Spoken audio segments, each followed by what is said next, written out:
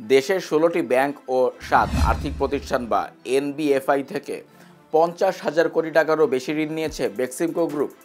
এর মধ্যে ৩১,০৭৫ কোটি টাকা এরই মধ্যে শ্রেণীকৃত বা খেলাপি হয়ে গেছে।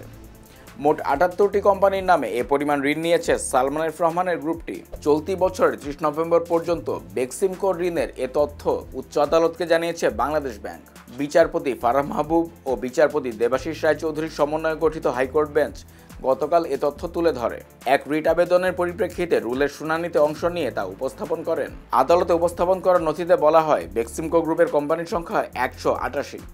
এর মধ্যে ৭৮টি কোম্পানির নামে বিভিন্ন ব্যাংক ও আর্থিক প্রতিষ্ঠান থেকে ঋণ নেওয়ার তথ্য পাওয়া গেছে। এর মধ্যে কিছু কোম্পানি শেল কোম্পানি হিসেবে পরিচিত। মূলত এসব কোম্পানি তৈরি করা হয়েছে জনগণের অর্থ লুণ্ঠনের জন্য।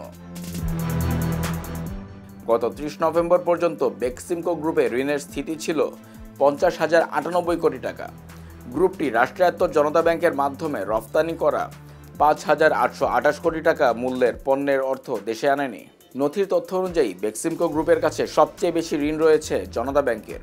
ওই ব্যাংকটি থেকে ২৯টি কোম্পানির নামে ২৩,৯১২ কোটি টাকা বের করে নেওয়া হয়েছে। এর মধ্যে ১৯,৫০৭ কোটি টাকা গত ৩০ সেপ্টেম্বর খেলাপি হয়ে গেছে। দ্বিতীয় সর্বোচ্চ ১৩,৪৬৩ কোটি টাকা ঋণ গেছে আইএফআইসি ব্যাংক থেকে। যদিও সালমান এফ রহমান নিজেই ওই ব্যাংকটির চেয়ারম্যান ছিলেন।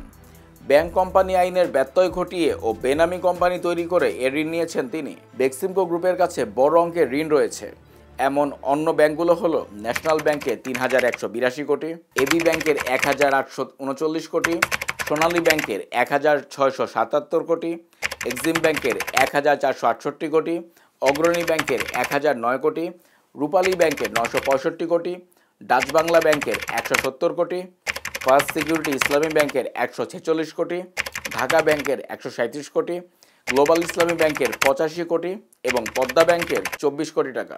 গ্রুপটির কাছে ঋণ রয়েছে আরও কয়েকটি ব্যাংক ও ৭টি আর্থিক প্রতিষ্ঠানের।